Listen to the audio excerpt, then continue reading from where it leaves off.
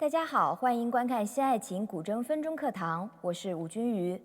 这节课呢，我将继续带大家讲摇指的一种摇法，叫做扎桩摇。那这个扎桩摇与旋腕摇的区别是，我们运用这个小指呢，在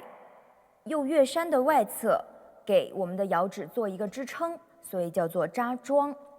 那么这个扎桩摇首先要注意的一个部分，我们的前头就是在指尖的这个部分呢，还是和我们的旋腕摇是一致的，就是包括贴弦位置、手腕、虎口的这个方向上是比较一致的。那么我们的小指呢，是呈一个比较直的状态，放在右月山外。大家仔细看一下这个部分。好，这个小指的扎桩呢，一定也是切记不可以太过于使劲的，就是扶着它，这样是影响我们的肌肉发力的。我们的主要发力点还是我们的手腕以及手腕上部的这些小臂和大臂的这个力气，所以这个小指呢，只是起到扶的作用，不要太过于使劲儿。那么在摇的这个过程当中呢，还是以劈开始，和我们的旋腕摇的区别是呢，我们这个扎桩摇的这个手腕部分呢，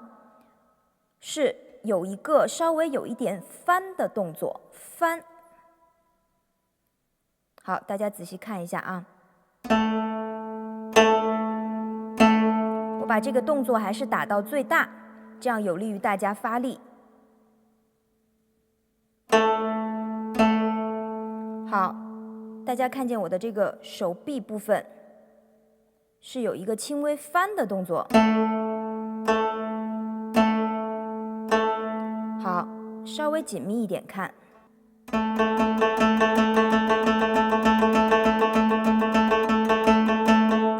和旋腕摇的这个发力上的区别是，我们的旋腕摇其实更主动的是在手腕部分的动作。我们的扎桩摇实际上用到小臂和大臂的力气呢，整体来说会比旋腕摇多一些。大家再看一次，我的胳膊肘整个也比旋腕摇要稍微抬高一些。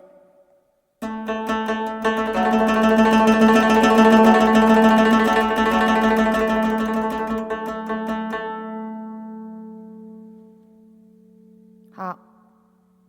注意我们的这个虎口在摇指这个使劲的过程当中是非常容易发扁的，让我们的这个大指的这个小关节也有可能随意的撇动，这个是禁止的，因为我们的食指扶住的实际上就是为了让我们的这个大指指尖保持稳定，所以你小关节运动，实际上我们的食指就已经失去作用了，所以我们的这个小关节部分一定要打直放平，虎口撑开。再看一次手部动作。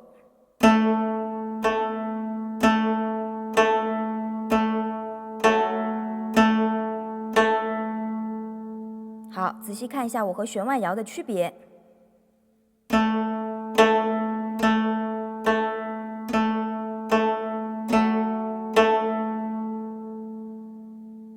好，大家在练习的时候呢，建议一开始把力气呢都先放到最大，手部动作呢，为了我们的手腕能够把它锻炼开，也把我们的这个手部的这个角度呢放到最大，